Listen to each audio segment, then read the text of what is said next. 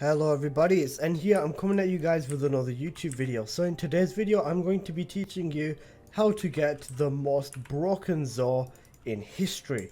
So guys, without further ado, let's just get right into today's video. So to get a ZAW, the first place you're going to want to head is to Earth and over to Cetus. So all of these parts can be bought from the same vendor on Earth, so you know we've only got to go to one different place. Okay, so once you've spawned into Cetus, what you're going to want to do is hit pause, hit fast travel, and head over to Hawk. So from Hawk, you're going to want to go to Browse Wares, and from here, you are going to want to get the Crunch Blueprint. You are also going to want to get the Stung Blueprint, and you're also going to want to get the Vargreet 2 Ruhang Blueprint. So this one over here. As you can see, these don't cost too much to build, as you've got a fair amount of the resources from Eidolon anyways. So if you've got them guys, you should be good to go. Once you do have them, you're just going to head over here, head over to Forge, choose your parts, which will show up with a tick. I don't have them built because I've already got this ZAW built, but it would look like this. And there you go. It should look like that, and that is the ZAW completed. Once you have it over there, you are going to want to level it up from level 1 to level 30 and then guild it in order to actually apply some good mods to it. And once you guild it, you can choose your name. As you can see, I've chosen Beat My Smeet because my Smeetakava is very good and we are never going to beat my Smeet. So guys, let's just get right on to how to config this ZAW. So first of all, this ZAW is boring and will not do much damage without any mods, as everything in the game. So as you all can see, you know, we're in Mott Survival in the Void, and this, even whilst doing orange crits, is doing basically nothing because, you know, we don't have any mods on there. And I think someone's a Cora in this mission. What you're going to want to run is something along the lines of this config. So Bleeding Willow for the stance mod because it's a nice pole arms and, you know, we want some fast strikes.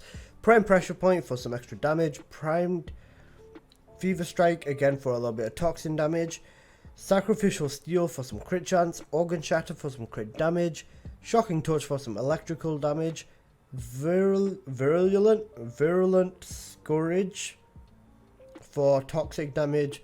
Gladiator Might for some critical damage, and I did end up buying a Riven, but all you would actually need in a Riven is just crit chance, crit damage, or melee damage, or maybe attack speed, and you know, whichever negative you're after. But my friends, the big secret here is going to be this Exodia Contagion right up here. So let me show you what difference this makes in game. So guys, over here you can immediately see that it does a significant amount more damage. But we don't stop there. So guys, what we can do is have the Eclipse ability. And as you can see, I've got a 710% Eclipse. And this ZAW is going absolutely crazy. Hitting millions of damage per bullet. All you gotta do is jump, you know, so it activates that Exodia Contagion. And you've got yourself a recipe for absolute disaster over there. And I'm talking disaster for the enemies, not for yourself. This is so broken. As you can see, this is Steelpath. This is Steelpath, people.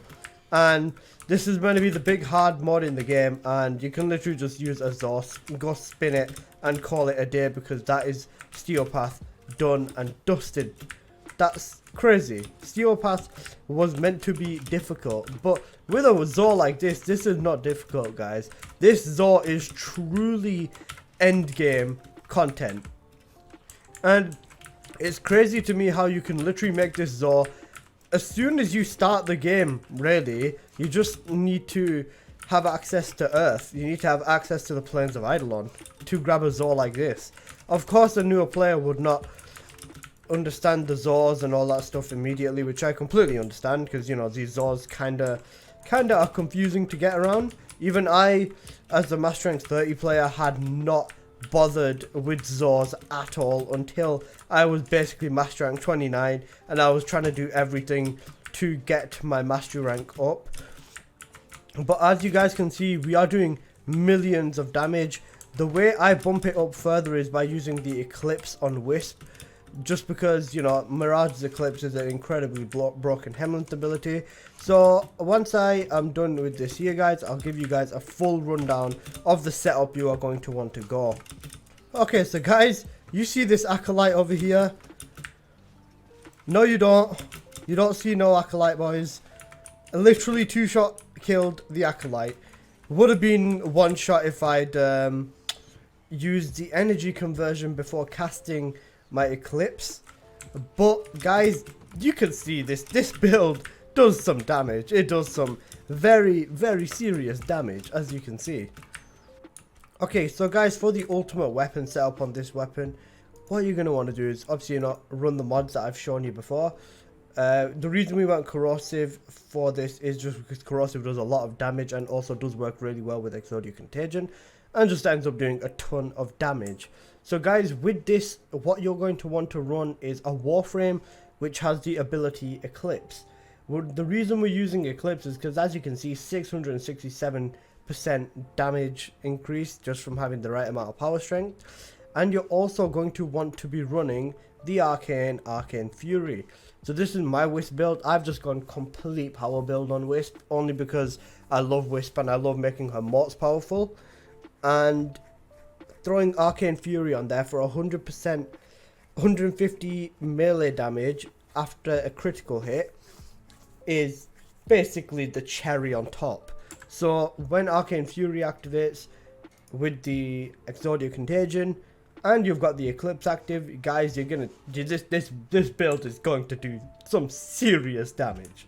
Some serious damage is going to be inflicted to the enemies. It does not matter what faction, what level they are going to take an absolute beating.